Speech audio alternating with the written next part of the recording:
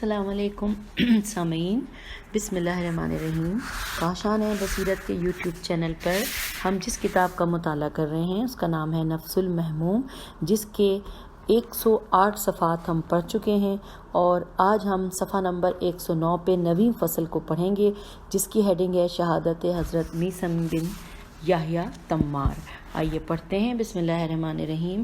حضرت مسلم کی شہادت کے زمانے میں عظیم سانحوں میں سے میثم تمار اور رشید ہجری کی شہادت، لہٰذا ضروری ہے کہ ہم ان کے مقتل کو یاد کریں اور مناسبت کی وجہ سے حجر بن عدی اور عمرو بن حمق کی شہادت کا بھی ذکر کریں۔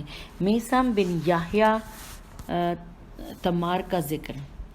میثم امیر المومنین کے مخصوص اور منتخب اصحاب میں سے تھے، بلکہ وہ اور عمرو بن حمق اور محمد بن ابو بکر اور اویس قرنی آپ کے حواریین میں سے تھے، اور امیر المومنین نے ان کی استعداد کا لحاظ رکھتے ہوئے انہیں مخصوص علم دیا تھا جو کبھی کبھی ان سے ظہور کرتا تھا، اور ابن عباس جو کہ امیر المومنین کے شاگرد تھے اور تفسیر قرآن آپ سے حاصل کی تھی، اور محمد بن حنفیہ کے بقول ربانی امت تھے، سے میثم نے کہا تھا کہ اے ابن عباس، جو چاہو تفسیر قرآن میں سے مجھ سے پوچھو کہ جس کی تنزیل میں نے امیر المومنین پر قرات کی ہے، اور اس کی تاویل بھی آپ نے مجھے سکھائی۔ ابن عباس نے کہا کہ اے کنیز، کاغذ و دوات لے آؤ۔ لکھنا شروع کیا، اور روایت ہوئی ہے کہ جب ان کو سولی پر لٹکانے کا حکم صادر ہوا تو بلند آواز سے پکار کر کہا کہ اے لوگو، جو شخص چاہتا ہے، جو شخص امیر المومنین علیہ السلام کی حدیث سننا چاہتا ہے، وہ میرے پاس آئے۔ پس لوگ ان کے پاس جمع ہو گئے اور انہوں نے عجائب و غرائب امور کی احادیث بیان کرنا شروع کی۔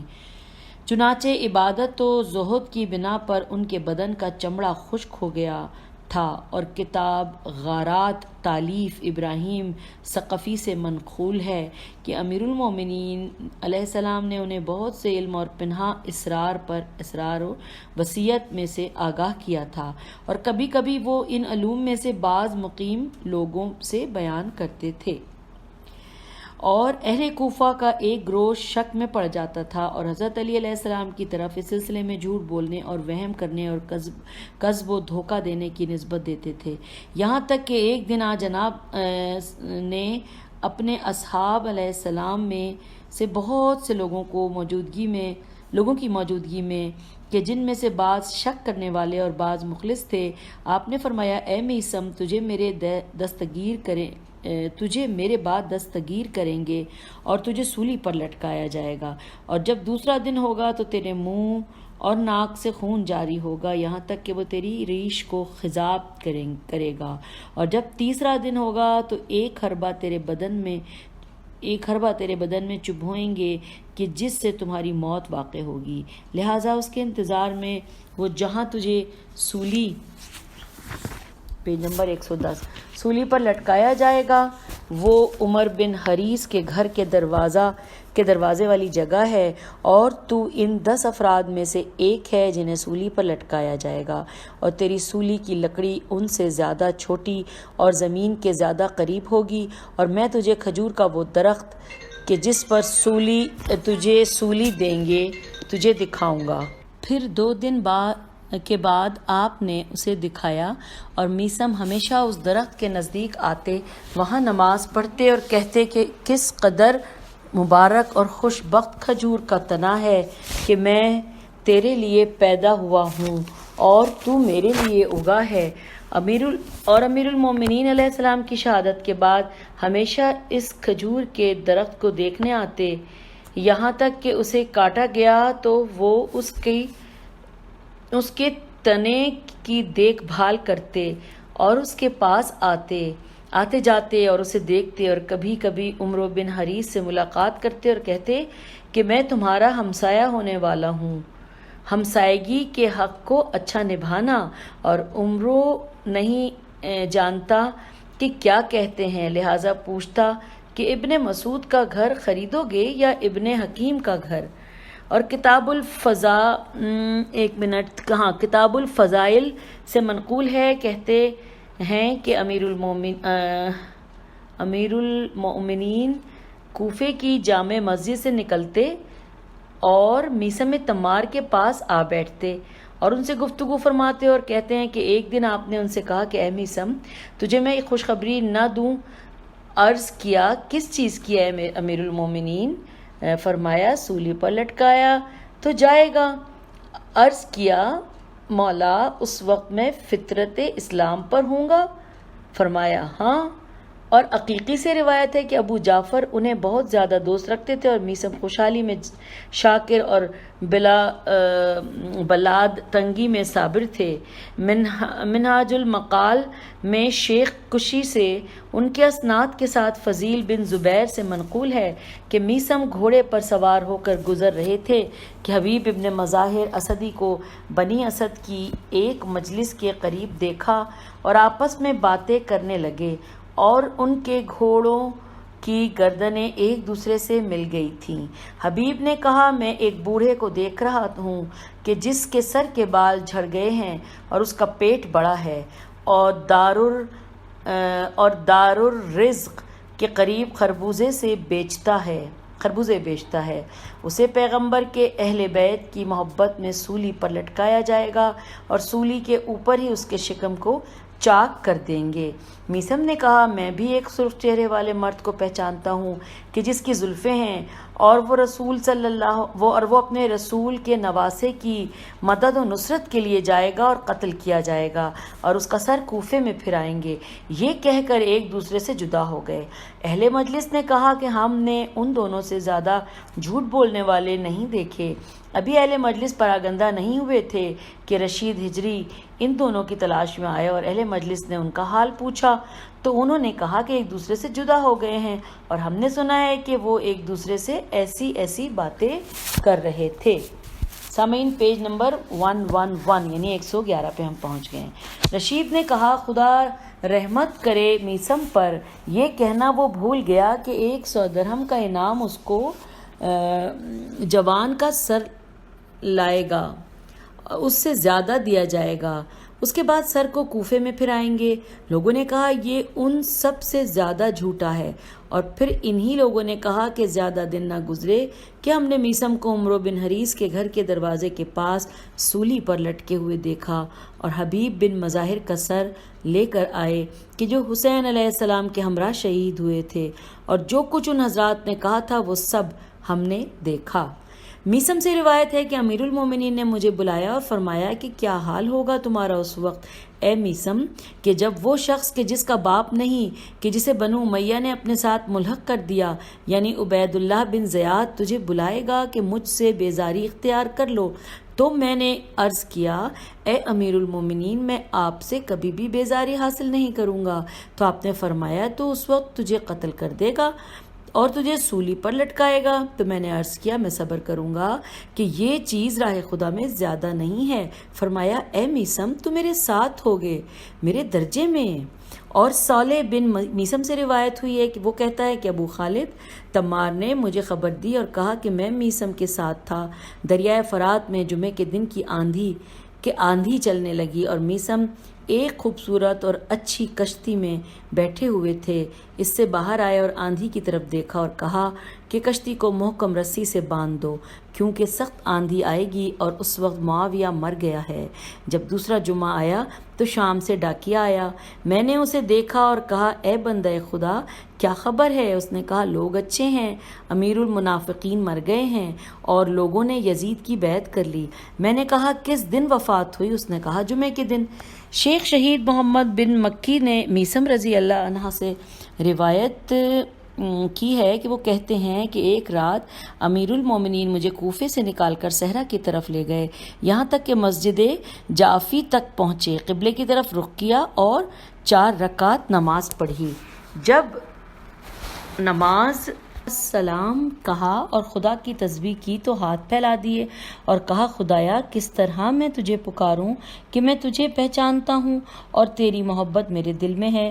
گناہ کا ہاتھ میں نے تیری طرف دراز کیا اور پر امید آنکھ آخر دعا تک اور آہستہ آہستہ سے ایک دعا پڑھی اور سجدے میں چلے گئے اور چہرہ مٹی پر رکھ کر 100 مرتبہ العفو کہا اور اٹھ کھڑے ہوئے اور مسجد سے باہر نکلے اور میں بھی آپ کے پیچھے پیچھے چلا، یہاں تک کہ بیابان میں ایک جگہ میرے گرد آپ نے ایک خط کھینچا اور فرمایا خبردار اس خط سے باہر نہ جانا، اور آپ مجھ سے دور چلے گئے۔ رات انتہائی تاریک تھی تو میں نے اپنے آپ سے کہا کہ تو نے اپنے مولا کو ان بے شمار دشمنوں کے ہوتے ہوئے اکیلا چھوڑ دیا ہے، خدا اور رسول کے ہاں تیرا عذر کیا ہے؟ خدا کی قسم میں ان کے پیچھے جاتا ہوں تاکہ میں ان کے حالات پیج نمبر 112 سے آگاہ ہوں، اگرچہ ان کی نافرمانی ہی کروں گا۔ پس میں آپ کے پیچھے گیا اور میں نے دیکھا کہ آپ نے اپنا سر آدھے بدن تک کنویں کے اندر کیا ہوا ہے اور آپ کنویں سے باتیں کر رہے ہیں اور کنواں آپ سے مخاطب ہے۔ پس آپ کو احساس ہوا کہ کوئی شخص آپ کے ساتھ ہے، لہٰذا انہوں نے اپنا رخ اس طرف کیا اور فرمایا کون؟ میں نے عرض کیا میثم۔ فرمایا مگر میں نے تجھے حکم دیا تھا کہ اس خط سے باہر نہ نکلنا۔ میں نے عرض کیا کہ اے میرے مولا، مجھے آپ پر دشمنوں سے خوف ہوا اور میں صبر نہیں کر سکا۔ فرمایا جو چیزیں میں نے کہی ہیں وہ تو نے سنی ہیں۔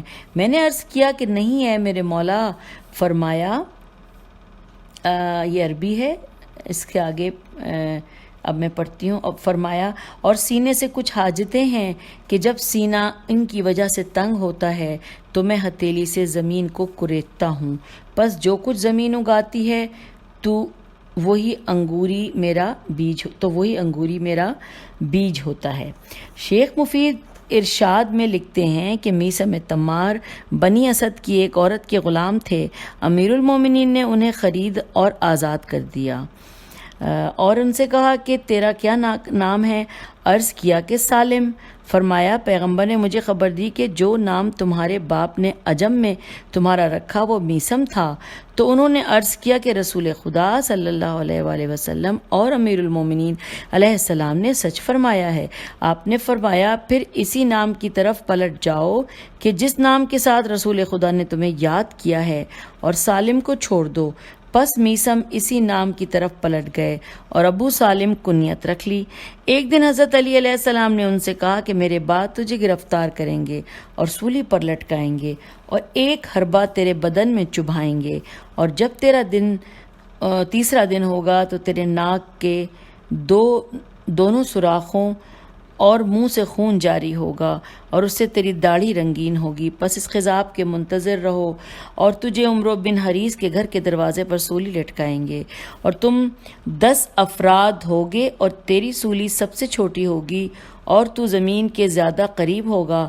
چلو میں وہ کھجور کا درخت دکھاؤں کہ جس کے تنے کے ساتھ تجھے لٹکایا جائے گا۔ پس وہ کھجور کا درخت انہیں آپ نے دکھایا، اور میثم اس درخت کے پاس جا کر نماز پڑھتے اور کہتے کیسا ہی مبارک درخت ہے تو کہ میں جس کے لیے میں تیرے لیے پیدا کیا گیا ہوں اور تو میرے لیے پرورش پایا ہے، اور ہمیشہ اس کے پاس جا کر اس کی دیکھ بھال کرتے رہے یہاں تک کہ اسے کاٹ دیا گیا، اور یہاں تک کہ اس جگہ کو بھی کوفے میں جانتے تھے جہاں انہیں سولی پر لٹکایا جانا تھا، اور عمرو بن حریث سے ملاقات کرتے اور اس سے کہتے کہ میں تیرا ہمسایہ ہونے والا ہوں، بس اچھی ہمسایگی کرنا۔ عمرو ان سے کہتا کہ ابن مسعود کا گھر خریدو گے یا ابن حکیم کا گھر، اور وہ یہ نہیں جانتا تھا کہ میثم کی مراد اس سے کیا ہے۔ اور جس سال میثم کو شہید کیا گیا حج پر گئے اور جناب ام سلمہ کے ہاں حاضری دی۔ جناب ام سلمہ نے پوچھا کون ہو؟ عرض کیا میں میثم ہوں۔ تو انہوں نے کہا میں اکثر سنا کرتی تھی کہ رسول صلی اللہ علیہ وآلہ وسلم رات کے وقت تجھے یاد کیا کرتے تھے۔ میثم نے جناب ام سلمہ سے امام حسین علیہ السلام کا حال پوچھا۔ انہوں نے کہا کہ وہ باغ میں ہیں۔ عرض کیا کہ ان سے کہنا میں خواہش رکھتا تھا کہ آپ کو سلام کروں اور انشاءاللہ پروردگار کے ہاں ایک دوسرے سے ملاقات کریں گے۔ ام سلمہ نے خوشبو منگوائی اور میثم کی داڑھی پر لگوائی اور کہا کہ عنقریب یہ داڑھی خون سے خضاب ہوگی۔ پس میثم کوفہ گئے اور انہیں گرفتار کر کے عبید اللہ کے پاس لے گئے اور اس سے کہا کہ یہ شخص حضرت علی علیہ السلام کے ہاں سب لوگوں سے زیادہ محترم تھا۔ اس نے کہا وائے ہو تم پر یہ اجمی۔ انہوں نے کہا ہاں۔ تو عبید اللہ نے کہا میثم سے کہا اینا ربو کا، یعنی تیرا پروردگار کہاں ہے؟ میثم نے کہا بالمرصاد، ستم گر کی کمین گاہ میں، اور ان میں سے ایک ہے۔ اب یہ یہاں پہ ان بریکٹ لکھا ہوا تھا انورٹڈ کاما۔ ابن زیاد نے کہا کہ اجمی ہونے کے باوجود ہر بات فصاحت و بلاغت سے ادا کرتا ہے۔ تیرے صاحب، اور ان بریکٹ ہے علی، نے تجھے خبر دی ہے کہ میں تجھ سے کیا سلوک کروں گا؟ انہوں نے کہا ہاں بتایا تھا۔ کہا ہاں خبر دی کہ ہم 10 افراد ہیں کہ جنہیں تو سولی پر لٹکائے گا، اور میری سولی والی لکڑی سب سے چھوٹی ہوگی اور میں زمین سے زیادہ قریب ہوں گا۔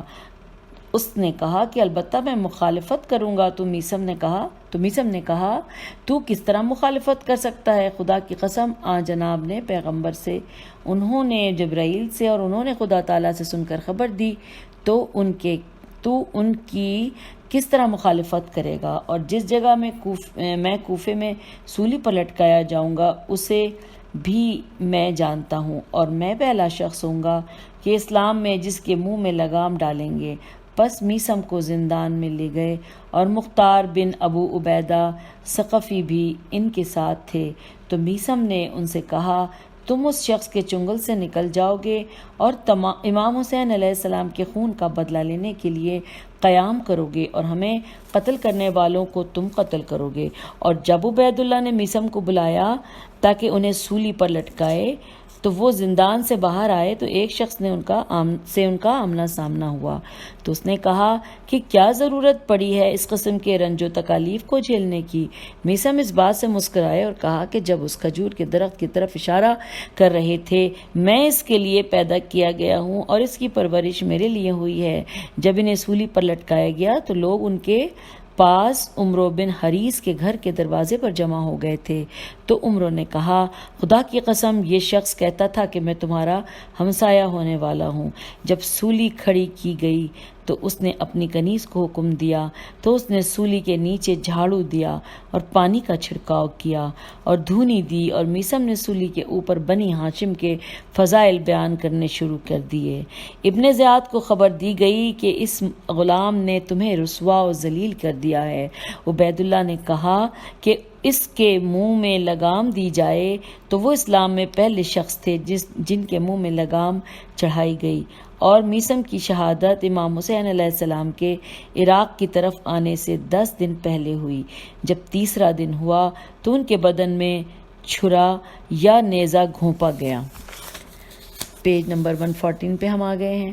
انہوں نے تکبیر کہی اور دن کے آخری حصے میں ان کے منہ اور ناک سے خون جاری ہوا۔ مفید کی گفتگو ختم ہوئی۔ اب یہاں پہ بریکٹ میں لکھا ہوا ہے کہ مترجم کہتا ہے کہ سولی کا پھندا اس زمانے میں سولی پر چڑھنے والے کے گلے میں نہیں ڈالتے تھے، بلکہ مستحکم رسی کے ساتھ اسے لکڑی پر باندھ دیتے تھے اور لکڑی پر اسے کھڑا کر دیتے تھے، یہاں تک کہ رنج و تکلیف اور بھوک و پیاس سولی پر جان دے دیتا اور کبھی کبھی 2 دن یا 3 دن تک زندہ رہتا۔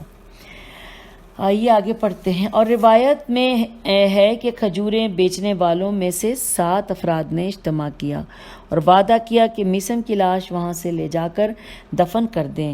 رات کو وہ آئے، پاسبان پہرا دے رہے تھے اور انہوں نے آگ جلا رکھی تھی۔ آگ پاسبانوں اور خرما فروشوں کے درمیان مانع ہوئی اور وہ انہیں نہ دیکھ سکے۔ انہوں نے سولی کو اکھاڑا اور میثم کی لاش سمیت لے گئے۔ محلہ بنی مراد میں پانی چل رہا تھا، اس میں انہیں دفن کر دیا اور سولی کی لکڑی خرابہ میں پھینک دی۔ جب صبح ہوئی تو پاسبانوں نے گھڑ سوار ادھر ادھر بھگائے لیکن انہیں لاش کا پتہ نہ چل سکا۔ مؤلف کہتے ہیں من جملہ ان افراد کے کہ جن کا نسب میثم تمار تک جا پہنچتا ہے ابوالحسن علی بن اسماعیل شعیب بن میثم تمار ہیں، جو مامون و معتصم کے زمانے کے شیعہ متکلمین میں سے تھے۔ انہوں نے دغابازوں اور مخالفین سے مناظرے کیے ہیں اور ان کے زمانے میں ابو الہند ہندیل معاذ اللہ کا رئیس، معتزلہ کا رئیس و سردار بصرے میں تھا۔ شیخ مفید نے حکایت کی کہ علی بن میثم نے ابو الہندیل سے پوچھا کیا تم جانتے ہو کہ ابلیس ہر امر خیر سے نہیں کرتا ہے اور روکتا ہے اور ہر برے امر اور شر کا حکم دیتا ہے؟ ابو الہندیل نے کہا ہاں، تو کیا یہ ممکن ہے کہ شر اور برے امر کا اسے جانے بغیر حکم کرے اور خیر و اچھائی سے نادانستہ طور پر نہیں کرے؟ اس نے کہا کہ نہیں۔ تو ابو الحسن نے کہا کہ پس ثابت ہوا کہ ابلیس تمام خیر و شر اور اچھائی و برائی کو جانتا ہے۔ ابو الہندیل نے کہا جی ہاں۔ تو ابو الحسن نے کہا مجھے رسول صلی اللہ علیہ وآلہ وسلم کے بعد کہ اپنے امام کے متعلق بتاؤ کہ کیا وہ تمام خیر و شر اور اچھائیوں اور برائیوں کو جانتا تھا؟ اس نے کہا کہ نہیں۔ تو انہوں نے کہا پھر تو ابلیس تمہارے امام سے زیادہ عالم ہوا۔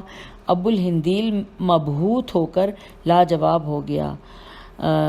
اور معلوم ہونا چاہیے کہ میثم ہر جگہ پہلے میم کے زیر کے ساتھ ہے، البتہ بعض نے میثم بن علی بحرانی شارح نہج البلاغہ رفع اللہ مقامہ کا استثناء کیا ہے اور کہا ہے کہ وہ میثم کی فتح کے ساتھ ہے۔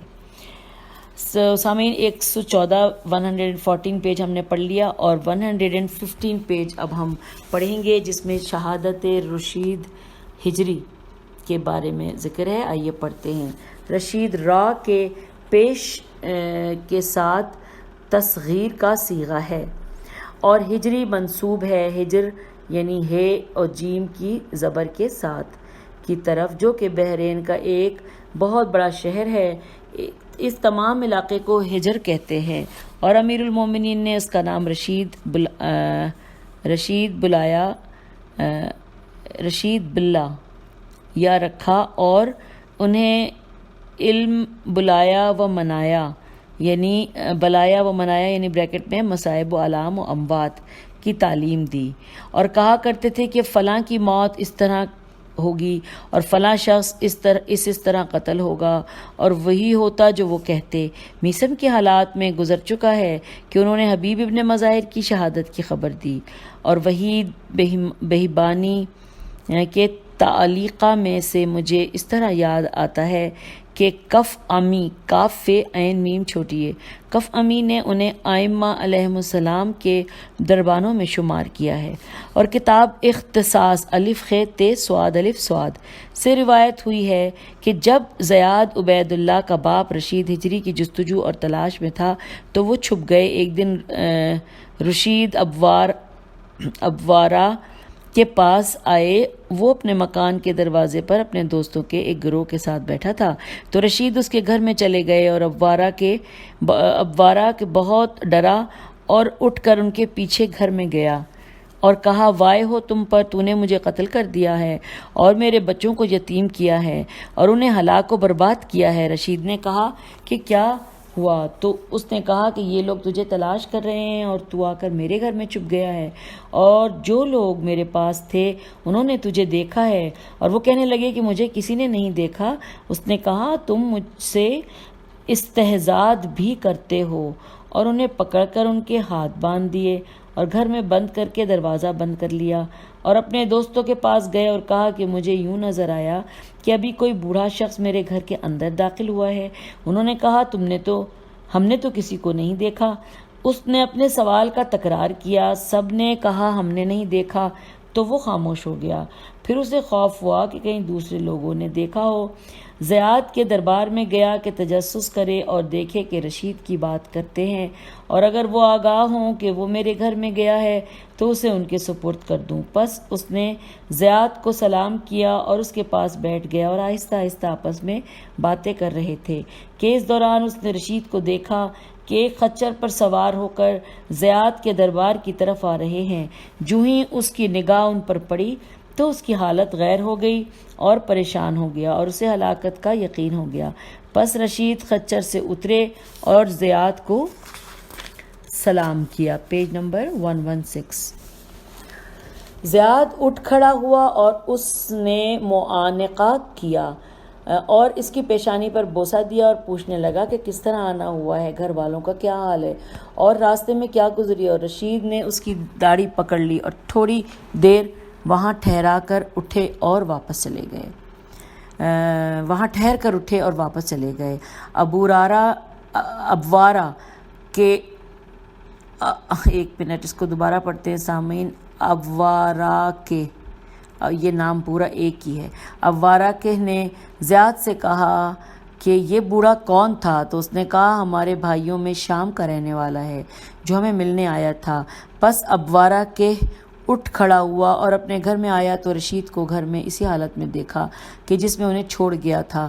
تو ابوارا کے نے کہا کہ اب جب کہ تیرے پاس یہ علم ہے کہ جو میں نے دیکھا ہے تو جو چاہو کرو اور جس طرح چاہو ہمارے پاس آؤ۔ مؤلف کہتے ہیں کہ ابوارا کے مذکور امیر المومنین کے اصحاب میں سے ہے، اور برقی نے اسے یمن کے لوگوں میں سے آپ کے اصحاب میں اسے اشارہ کیا ہے۔ مسئلے اسبغ بن نباتہ، مالک اشتر اور کمیل بن زیاد کے اور ابوارا کے کا خاندان کتب رجال شیعہ میں مشہور ہے، اور ان میں ائمہ کے راوی بہت سے ہیں، مثلاً بشیر، نبال اور شجرہ، جو کہ دونوں میمون بن ابوارا کے بیٹے ہیں، اور اسحاق بن بشیر اور علی بن شجرہ اور حسن شجرہ سب کے سب مشاہیر و ثقافت امامیہ اور بزرگوں میں سے ہیں۔ اور جو کچھ ابوارا کے نے رشید کے ساتھ کیا یہ استحقاف کی بنا پر نہیں تھا، بلکہ اسے اپنا ڈر تھا، کیونکہ زیاد بن ابیہ سختی سے رشید اور ان جیسے امیر المومنین کے شیعوں کی تلاش میں تھا۔ انہیں شکنجہ دینے اور آزار پہنچانے کے لیے، یا جو شخص ان کی اعانت کرے، انہیں مہمان رکھے یا پناہ دے، یہاں سے ہانی کی عظمت اور جوان مردی معلوم ہوتی ہے کہ انہوں نے مسلم بن عقیل کی میزبانی قبول کی اور انہیں اپنے گھر میں پناہ دی اور اپنی جان ان پر قربان کی۔ اور شیخ کشی نے ابو حیان بجلی سے رشید ہجری کی بیٹی قنوہ سے روایت کی ہے۔ ابو حیان کہتا ہے کہ میں نے قنوہ سے کہا کہ جو کچھ تو نے اپنے باپ سے سنا ہے مجھے اس سے آگاہ کر۔ اس نے کہا میں نے اپنے باپ سے سنا، وہ کہتے تھے کہ مجھے امیر المومنین علیہ السلام نے خبر دی اور کہا کہ اے رشید، اس وقت تیرا صبر کیسا ہوگا جب یہ ملعون کہ جسے بنی امیہ نے اپنے ساتھ ملحق کر لیا ہے تجھے بلائے گا اور تیرے ہاتھ، پاؤں اور زبان کاٹ دے گا۔ میں نے عرض کیا اے امیر المومنین علیہ السلام، انجام کار جنت ہے۔ فرمایا تو میرے ساتھ ہے دنیا اور آخرت میں۔ رشید کی بیٹی نے کہا کچھ زمانہ گزرا تھا کہ عبیداللہ بن زیاد، یعنی جو کہ اپنے آپ کو غیر باپ یا غیر کی طرف منسوب کرے، اچھا یہ بریکٹ میں تھا، ان کی طرف کسی کو بھیجا اور انہیں امیر المومنین سے بیزاری و برات کا حکم دیا، تو انہوں نے امتناع و انکار کیا۔ ابن زیاد نے کہا کہ کس طرح تو چاہتا ہے کہ میں تجھے قتل کروں؟ انہوں نے کہا میرے خلیل و دوست نے مجھے خبر دی ہے کہ مجھے تو ان سے بیزاری کا دعوت دے گا اور میں بیزاری اختیار نہیں کروں گا تو تو میرے ہاتھ، پاؤں اور زبان کاٹ دے گا۔ تو اس نے کہا خدا کی قسم میں اس کے قول کو جھوٹا بناؤں گا، اور کہا کہ اسے لے آؤ، اور اس کے ہاتھ پاؤں کاٹ دیے لیکن اس کی زبان رہنے دی۔ انہیں اٹھا کر باہر لے جانے لگے تو میں نے کہا بابا جان اپنے اندر ان زخموں سے آپ درد محسوس کرتے ہیں؟ تو کہا اے بیٹا مجھے کوئی درد محسوس نہیں ہوتا مگر اس قدر کہ کوئی شخص لوگوں کے گرد جم غفیر میں پھنس کر دباؤ میں ہو۔ جب ہم انہیں قصر سے باہر لے گئے تو لوگ ان کے گرد جمع ہو گئے تو رشید نے کہا کاغذ و دوات لے آؤ تاکہ میں تمہارے لیے وہ کچھ لکھ دوں جو قیامت کے دن تک واقع ہونے والا ہے۔ پس اس نے حجام کو بھیجا کہ جس نے ان کی زبان بھی کاٹ دی اور اسی رات وہ وفات پا گئے۔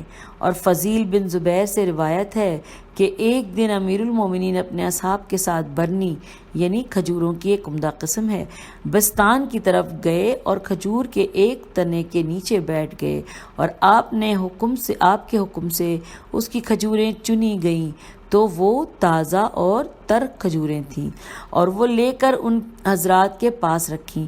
رشید ہجری نے کہا کہ اے امیر المومنین علیہ السلام یہ تازہ کھجوریں اس قدر عمدہ اور اچھی ہیں تو آپ نے فرمایا ہے رشید تو اس کھجور کے درخت کے تنے کے ساتھ لٹکایا جائے گا۔ رشید کہتے ہیں کہ میں ہمیشہ صبح و شام اس درخت کے پاس جاتا اور اس کو پانی دیتا اور اس کی دیکھ بھال کرتا کہ جب امیر المومنین نے رحلت فرمائی ایک دن میں اس کھجور کے درخت کے پاس آیا تو دیکھا کہ اس کی شاخیں کاٹ دی ہیں تو میں نے کہا کہ میری اجل قریب ہو چکی ہے۔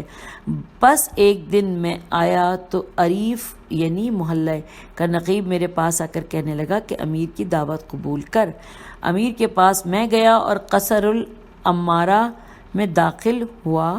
اس درخت کی لکڑی میں نے دیکھی کہ وہاں لا کر ڈالی گئی ہے اور دوسرے دن آیا اس درخت کے دوسرے حصے کو میں نے دیکھا کہ اسے کنویں کے دونوں اطراف میں نصب کیا ہے اور اس پر چرخی ڈال کر پانی کھینچ رہے ہیں۔ میں نے کہا میرے دوست نے جھوٹ نہیں بولا۔ پس نقیب آیا اور کہا کہ امیر کی دعوت اور اس کے بلاوے پر آؤ۔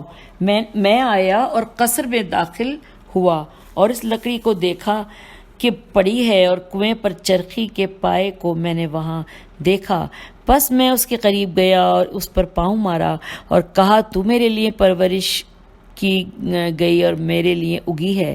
پس مجھے زیاد کے پاس لے گئے تو اس نے کہا کہ اپنے صاحب و ساتھی کے کچھ جھوٹ سناؤ۔ میں نے کہا خدا کی قسم نہ میں جھوٹ بولتا ہوں اور نہ وہ جھوٹے تھے۔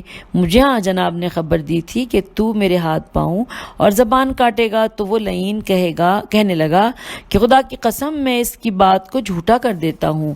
اس کے ہاتھ پاؤں کاٹ کر اسے باہر لے آؤ۔ جب لوگ انہیں باہر لے گئے تو رشید نے لوگوں کی طرف رخ کیا اور عجیب و غریب باتیں کرنے لگے اور کہتے تھے کہ مجھ سے پوچھو کہ میرے پاس اس قوم کا قرض ہے جو انہوں نے وصول کیا ہے۔ پس ایک شخص زیاد کے پاس گیا اور کہا یہ کون سا کام تو نے کیا ہے؟ اس کے ہاتھ پاؤں کاٹے ہیں اور اس نے لوگوں کو عجیب و غریب باتیں سنانی شروع کی ہیں۔ زیاد نے کہا اسے واپس لے جاؤ۔ ابھی قصر کے دروازے پر پہنچے تھے واپس لے آئے اور اس نے حکم دیا کہ ان کی زبان کاٹ کر انہیں سولی پر لٹکایا جائے۔ اور شیخ مفید نے زیاد بن نصر حارثی سے روایت کی ہے، وہ کہتا ہے کہ میں زیاد کے پاس تھا کہ اچانک رشید ہجری کو لے آئے۔ زیاد نے ان سے کہا کہ تیرے صاحب یعنی علی علیہ السلام نے تجھے کہا کہ ہم تیرے ساتھ کیا کریں گے؟ انہوں نے کہا کہ ہاں میرے ہاتھ پاؤں کاٹ کر مجھے سولی پر لٹکاؤ گے۔ زیاد نے کہا خدا کی قسم میں اس کی بات کو جھوٹا کر دوں گا، اس کو چھوڑ دو چلا جائے۔ جب رشید نے باہر جانا چاہا تو کہا خدا کی قسم کوئی چیز اس کے لیے اس سے بدتر نہیں میں پاتا کہ جو اس کے صاحب نے خبر دی ہے، اس کے پاؤں کاٹ کر اس کو سولی پر لٹکا دو۔ رشید نے کہا میں ہاتھ یعنی دور کی بات۔ ابھی ایک اور چیز بھی رہتی ہے کہ جس کی امیر المومنین نے مجھے خبر دی ہے۔ زیاد نے کہا اس کی زبان بھی کاٹ دو، تو رشید نے کہا کہ اب امیر المومنین کی خبر پوری ہوئی ہے، ان کی سچائی کی دلیل ظاہر ہو گئی ہے۔ مترجم کہتا ہے کہ ان کی سزا ایک دوسرے سے مشابہت سے تعجب نہیں کرنا چاہیے، کیونکہ ایک زمانے میں عام طور پر سزائیں ایک جیسی ہوتی ہیں، جیسا کہ ہمارے زمانے پر سولی پر لٹکانا اس وقت ہاتھ پاؤں کاٹنا تھا۔ تو یہ سامعین صفحہ نمبر 118 پہ ہم نے یہاں تک کے مضمون کو ختم کیا جو کہ ہم شہادت حضرت رشید پڑھ رہے تھے، اور اس کے بعد جو اگلی ہے صفحہ نمبر 119 پہ ہم اگلی آڈیو میں پڑھیں گے، جس میں کہ شہادت حضرت حجر بن عدی عمرو بن حمق رضی اللہ عنہ کے بارے میں۔ تو آج کی آڈیو میں اور آج کی اس نشست میں ہم نے جو کچھ پڑھا، تو اب ہم کتاب کو بند کرتے ہیں اور اگلی آڈیو میں دوبارہ کتاب کھولیں گے نئی ہمت حوصلے کے ساتھ۔ خدا حافظ، فی امان اللہ۔